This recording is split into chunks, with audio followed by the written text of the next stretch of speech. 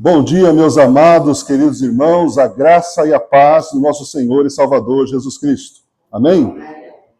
O livro de Atos é um livro que fala sobre o crescimento da igreja, e não apenas o crescimento quantitativo e o crescimento geográfico, a expansão do cristianismo, mas também, sobretudo, fala sobre o crescimento de maturidade espiritual. Aliás, a maturidade espiritual gera os resultados, porque ela produz algo que o Espírito Santo dirige a igreja para algumas ações. Vejamos então em Atos capítulo 11, os versos 27 a 30, nós vamos ler à medida que então vamos expondo a mensagem. Atos capítulo 11, os versos 27 a 30. Com isso nós terminamos o capítulo 11 de Atos e a ideia da continuidade a partir do 12, então.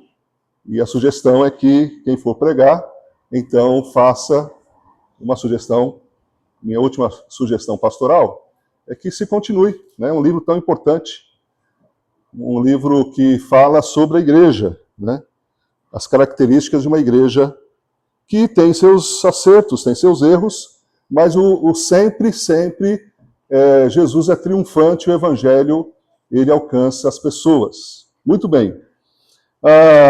Então, nós estamos olhando para uma igreja local.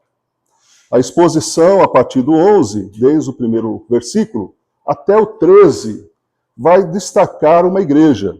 Assim como no começo, o destaque foi para Jerusalém, agora o destaque é para a igreja de Antioquia. Essa igreja nasce de uma perseguição religiosa, onde os irmãos acompanharam, né, que houve uma perseguição a partir da morte de Estevão, capítulo 8, e aí houve a dispersão daqueles que estavam em Jerusalém para as regiões mais distantes de Jerusalém. E isso até por providência de Deus, para que a igreja, o cristianismo avançasse. Porque sempre existe no ser humano a chamada zona de conforto, a lei do menor esforço, né? O inimigo do excelente é o bom, né? Então eles estavam bem em Jerusalém. Os comentaristas bíblicos, os que estudam a palavra, diz que no período de 20 anos teve um crescimento exponencial, cerca de 100 mil membros, até os sacerdotes obedecendo à fé. E nesse contexto, eles ficaram acomodados, né? O livro de Atos mostra essa realidade. Eles ficaram acomodados durante 20 anos em Jerusalém. Mas qual era a vontade do Espírito Santo? Qual era a vontade de Jesus? Atos 1:8. Recebereis poder ao descer sobre vós o Espírito Santo, ser-me-eis testemunhas, aqui, ali e além. Ou seja, em Jerusalém, Judeia, Samaria e até os confins da terra. Só que no primeiro momento, a igreja ficou acomodada em Jerusalém. Aí, por providência de Deus, surge a perseguição, o primeiro mártir do cristianismo, e a igreja, então, os cristãos se dispersam. E eles se dispersam, à medida que eles vão sendo dispersos, eles vão anunciando a palavra. E chega nessa região de Antioquia. E ali, não só os judeus se convertem ao Senhor Jesus, mas os não-judeus também estão se convertendo. E aí o que acontece? Os líderes da igreja de Jerusalém falam assim, nós precisamos mandar alguém para ajudar o crescimento da igreja ali. E aí mandam Barnabé. Como nós vimos, Barnabé é uma personagem que também tem destaque aqui no livro de Atos. E ele, então, tem uma atitude muito sábia. Ele já é caracterizado como um homem de fé, e aqui nós vemos que ele tem sabedoria. Sabedoria em aceitar o que estava acontecendo da parte de Deus, né? A gente vê que toda essa questão de barreiras culturais, religiosas, para o avanço do evangelho, e aqueles que estão, vamos assim dizer, em comunhão com Deus, em sintonia com Deus, eles conseguem entender que é a obra de Deus. E eles abrem mão de preconceitos. Eles abrem a mão e o pensamento de que era só para os judeus. Não, agora eles entendem que Deus quer também alcançar os gentios. Que Deus quer, então, que o evangelho avance para todas as nações, porque esta é a visão de Deus em todas as escrituras. Isso chama-se missio Dei, a missão de Deus. A missão de Deus é que a glória de Deus seja resplandecida em todos os países, em todas as etnias. Em 1974 teve o Congresso de Lausanne, o maior congresso de evangelistas de todo o mundo. Um dos pregadores foi Billy Graham. E teve muitos outros grandes evangelistas, Luiz Palau, da Argentina, e outros grandes ícones da pregação, do anúncio da palavra. E aí eles estavam celebrando a seguinte notícia. Qual era a notícia? Que todos os países, cerca de 206, não é isso, Eudes? 206, né? 31 vezes 7, só fazer a conta. Todos os países, geopoliticamente falando, foram alcançados. Tinha presença identificada de evangélico da igreja cristã. E aí eles estavam celebrando, agora Jesus vai voltar, afinal de contas, todos os países foram alcançados. Até que um preletor falou assim, irmãos, vamos olhar para o texto original. Mateus 24:14.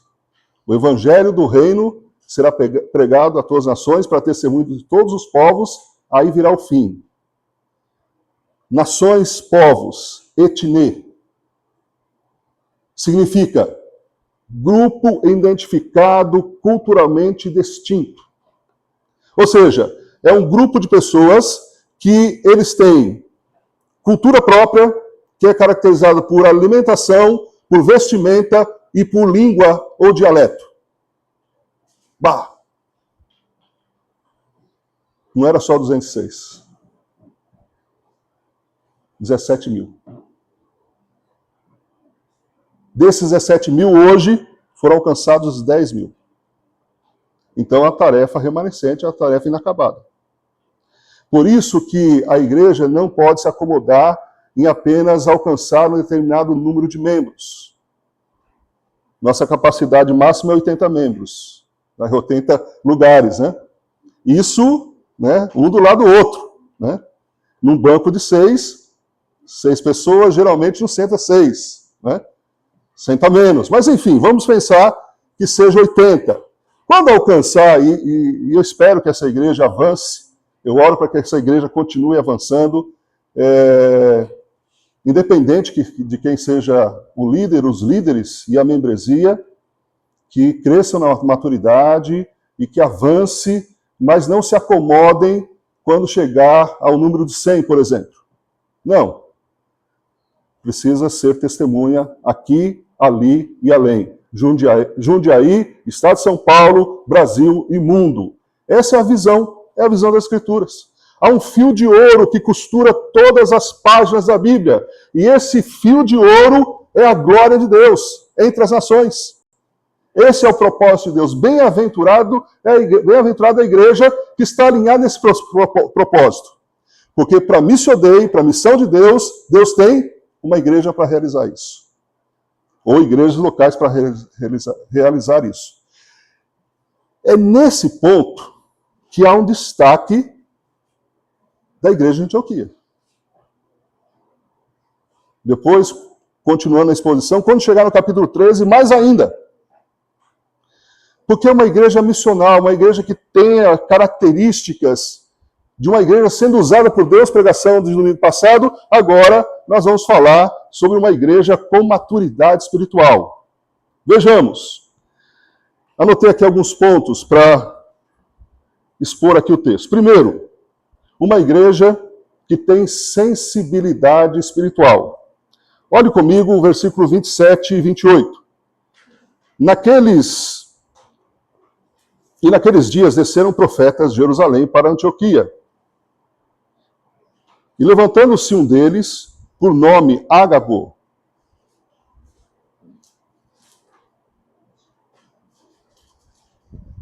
dava a entender, pelo Espírito, que haveria uma grande fome em todo o mundo, a qual também veio no tempo de Cláudio César.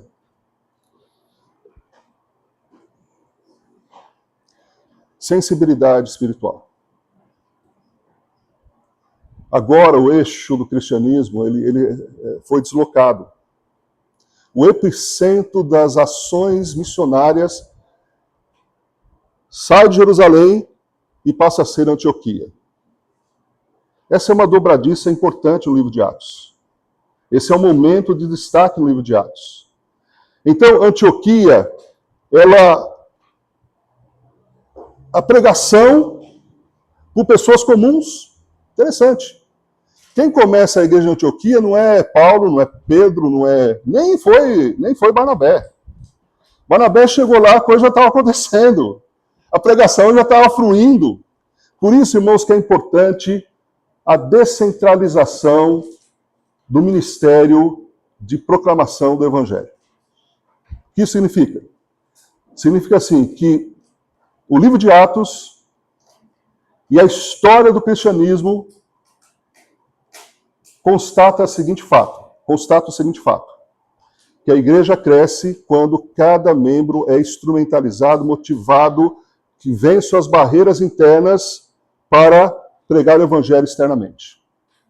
É o vizinho que ganha o vizinho, é o amigo que ganha o amigo, é o colega de trabalho que ganha o colega de trabalho, é a profissional que ganha sua colega de trabalho, é o parente que ganha seu parente. Então, isso já é fruto de constatação de pesquisas internacionais que mostra que o maior índice de conversões se dá nesse aspecto relacional. Pela graça do Senhor, tivemos uma notícia muito boa, que nos surpreendeu até. Né? Isso veio de forma oficial da Every Home, que no período de janeiro a outubro, eu tive a oportunidade de treinar 1.200 pessoas. Em diversas igrejas. Treinaram o quê?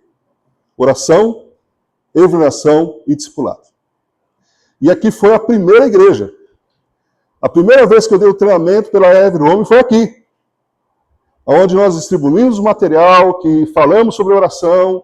Foram, assim, uma manhã toda, até a tarde. Né, se não estão lembrados, e eu tenho na memória, e levo algumas boas memórias desse pouco tempo que estive aqui com os irmãos, e uma delas é quando a igreja toda a igreja, saiu para evangelizar com a camiseta, né, oficial, né, com o versículo. Poxa, eu falei, gente, vai bombar, vai acontecer, né?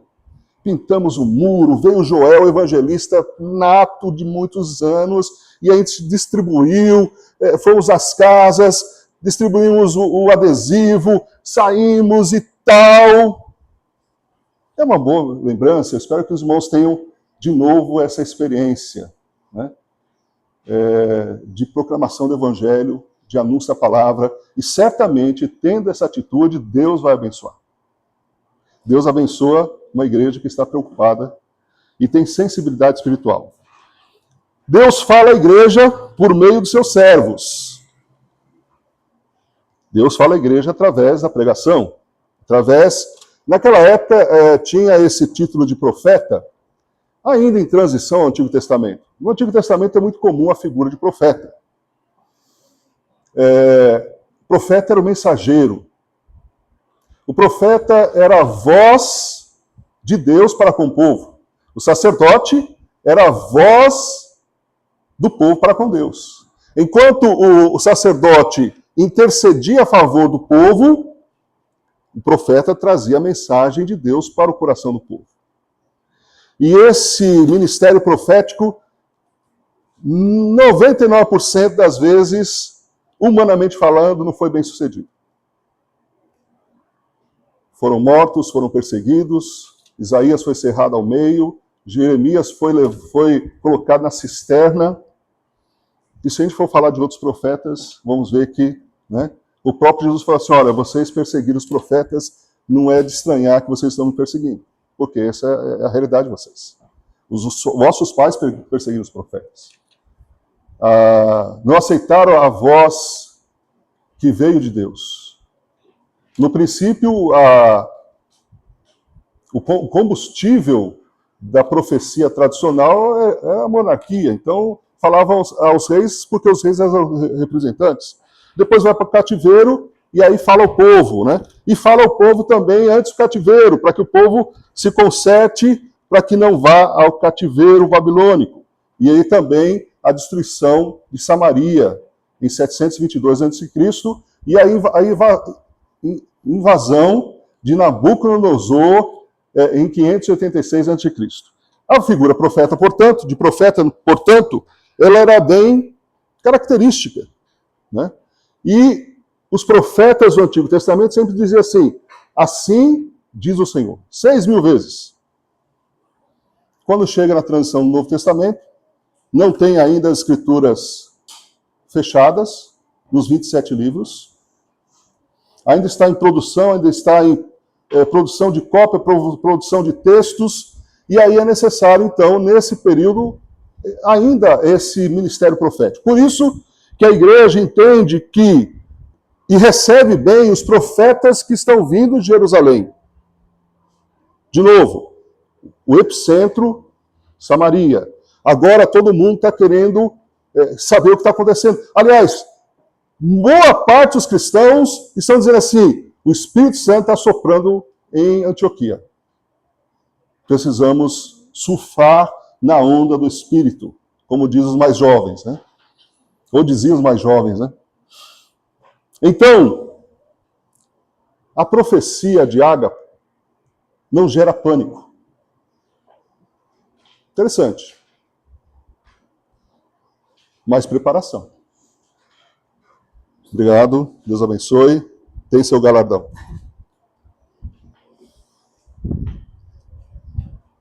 Nesse tempo de calor e seco, a voz. Muito bem. Então, Ágape, ele traz uma notícia. Ele é um profeta. O profeta não é aquele que necessariamente prevê o futuro. O profeta é que analisa as circunstâncias, os acontecimentos, e o Espírito Santo direciona para uma palavra à igreja. É nesse aspecto que Ágape, né, ele se apresenta e ele recebe a autoridade espiritual de Deus para dizer à igreja, olha, vai vir uma grande fome. Assim como houve lá na época de tal imperador, vai acontecer. A igreja, uma igreja madura, ela discerne os tempos e ouve a direção do Espírito Santo. Ela discerne os tempos. Ela vê o que está acontecendo ao seu redor, na história atual, discerne isso e se prepara. Não sabemos até onde vai, a que ponto chegaremos a nível de perseguição. Os irmãos que têm acompanhado podem ter um certo discernimento e se preparar para alguma coisa que já aconteceu em outros contextos, em outros países. Porque existem grupos que são contra o cristianismo. Aliás, o segmento social humano mais perseguido da história foi o povo de Deus. Desde a época de Jesus, o segmento humano mais perseguido na história foram os cristãos.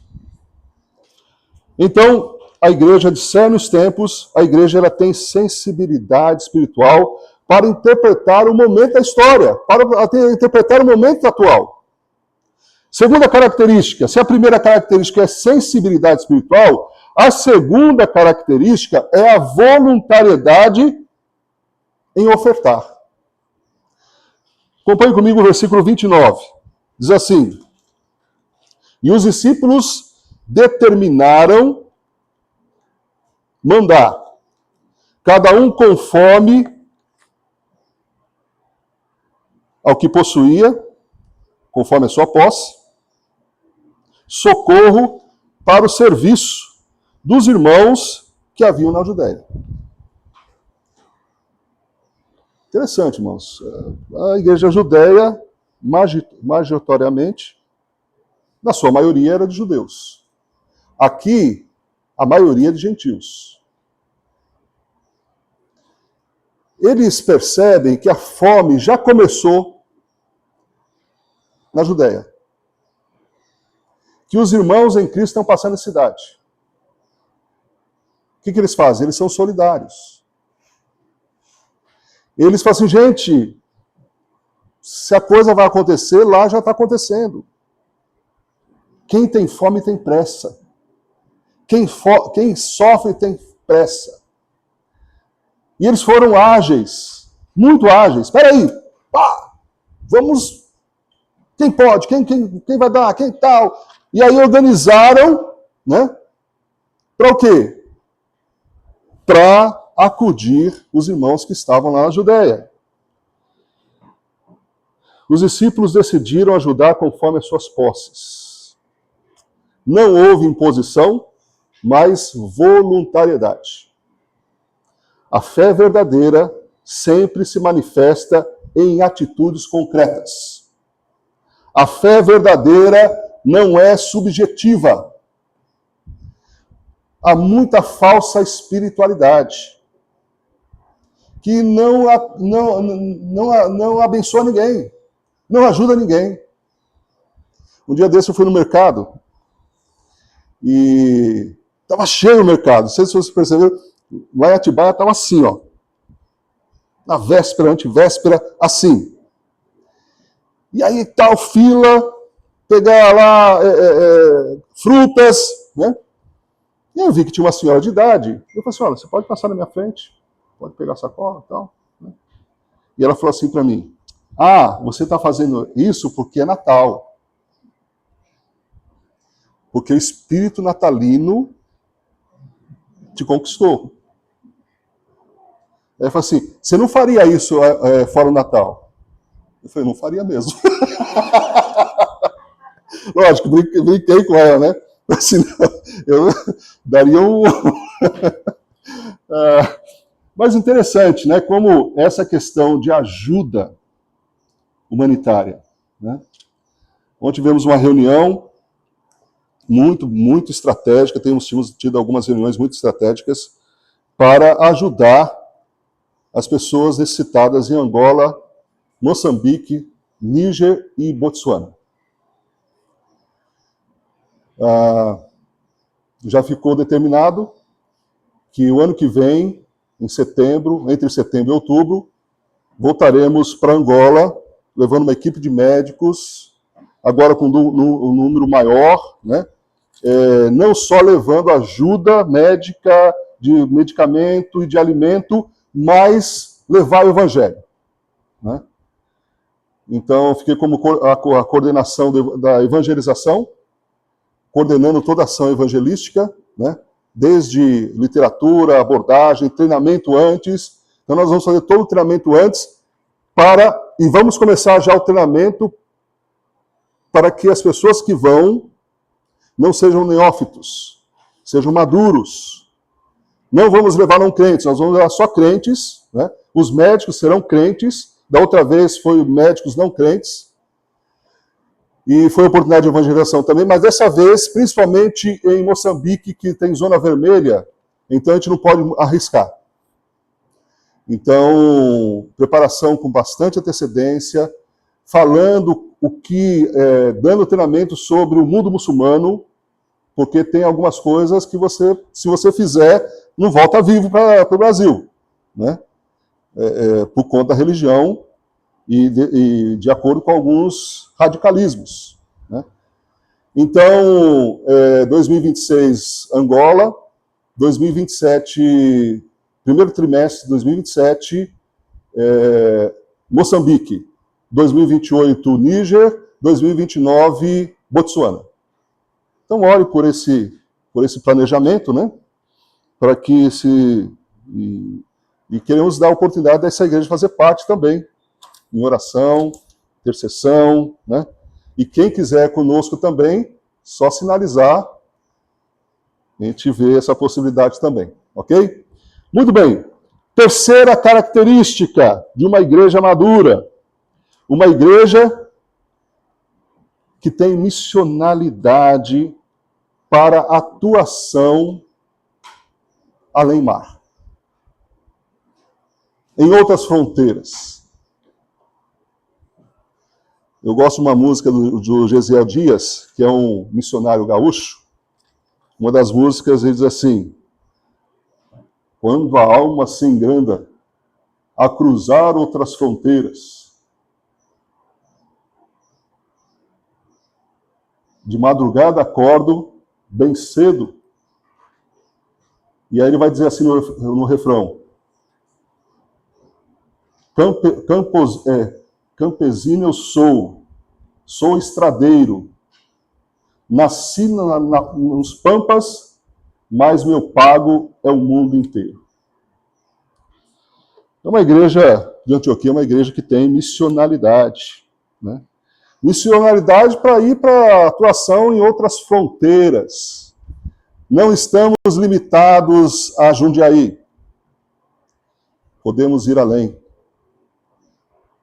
Aqui, irmãos, não fala que a igreja tinha capital. Provavelmente não. A igreja não fala quantos membros tinha a igreja, né? Fala que teve um crescimento, os gentios se converteram, os judeus também, né? Mas o ponto principal não é o recurso.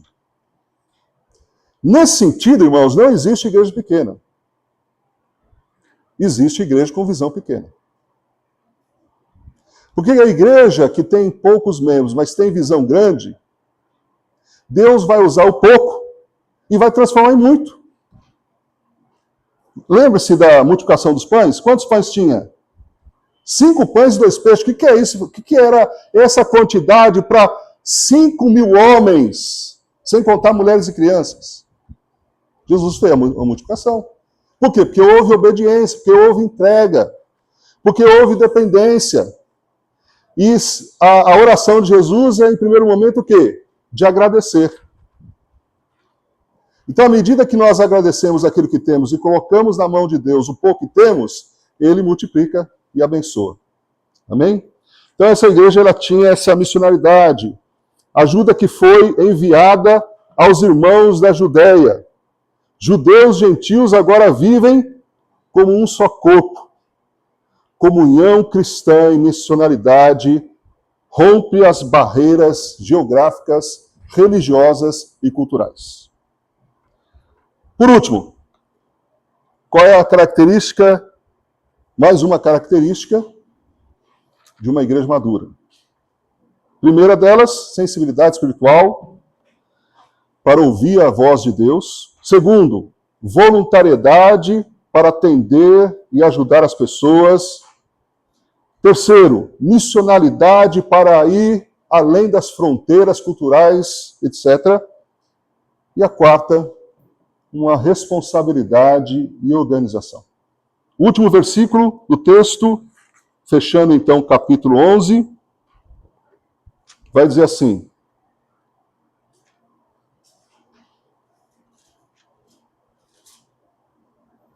então eles fizeram enviando aos anciãos ou presbíteros por mão de Barnabé e Saulo. Escolheram. Barnabé, nem se fala, Barnabé é o principal líder aqui. E antes disso, você vai ver que o texto anterior vai dizer que Barnabé chama Saulo, aposta todas as fichas em Saulo. Vamos assim dizer, os dois principais líderes, eles têm a missão, então, eles têm essa incumbência. Os presbíteros entregam nas mãos de Barnabé e Saulo. Espiritualidade e boa administração devem caminhar juntas. Quando as duas coisas se unem, porque a igreja é o corpo vivo de Cristo.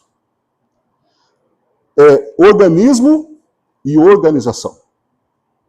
Organização e organismo. Quando as duas coisas elas andam juntas de forma bem equilibrada, é uma maravilha. caracteriza uma igreja madura, espiritualmente falando. Conclusão. Uma igreja cheia do Espírito Santo, uma igreja madura, ela é cheia de amor prático. Não é o amor platônico, né? É o amor prático. Aliás, se a gente perguntar para as Escrituras o que é o amor, nós vamos ter a resposta das Escrituras em 1 Coríntios 13, que o amor é caracterizado por 14 atitudes. O amor não é sentimento. Pode até gerar um bom sentimento. Mas o amor é quando você abençoa outras pessoas, quando você olha para as outras pessoas e quer o bem das outras pessoas. Quando você tem ações práticas. Quando você se torna altruísta, pensando então em como que a outra pessoa será mais feliz. Como a outra pessoa sofrerá menos. Como a outra pessoa pode ter um momento de alegria. E às vezes alguns gestos simples podem traduzir para o coração da outra pessoa que você a ama. E não apenas fala da boca para fora. Atitudes práticas. Que esta igreja seja sensível à voz de Deus. Que essa igreja seja generosa. Voluntariedade e generosidade. E que sejam fiéis à missão. Amém? Que Deus nos abençoe. Vamos orar. Senhor nosso Deus, obrigado por tua palavra, que nos traz orientação, que mostra como devemos viver como igreja, como devemos viver como cristãos, como devemos desenvolver, pedir para que o Senhor nos ajude, que tenhamos ações para crescermos a nível de maturidade espiritual. Deus eterno, que o teu nome seja glorificado em nossas vidas e através desta igreja. Tendo ações de amor prático, que tenha em sua agenda não apenas alcançar os vizinhos e as pessoas de Jundiaí, mas que possa discernir o tempo, discernir a época, discernir a história, olhar para onde o Espírito Santo está soprando e direcionar suas ações para esse sopro do Espírito Santo. Que possam ouvir a voz do Senhor, que possam ser ágeis em obedecer a tua vontade. Que sejam missionais, intencionalmente evangelísticos, cada pessoa ganhando outra pessoa para Cristo. Cada um fazendo a obra pelo qual o Senhor permite que sejamos vivos. Tenha misericórdia de nós e nos direcione conforme a tua vontade. E que a maravilhosa graça do nosso Senhor e Salvador, o Senhor Jesus Cristo, o amor de Deus, nosso Pai, e a comunhão do Espírito Santo, seja com esta igreja e com as demais igrejas espalhadas na face da terra, agora e para todo sempre. Amém.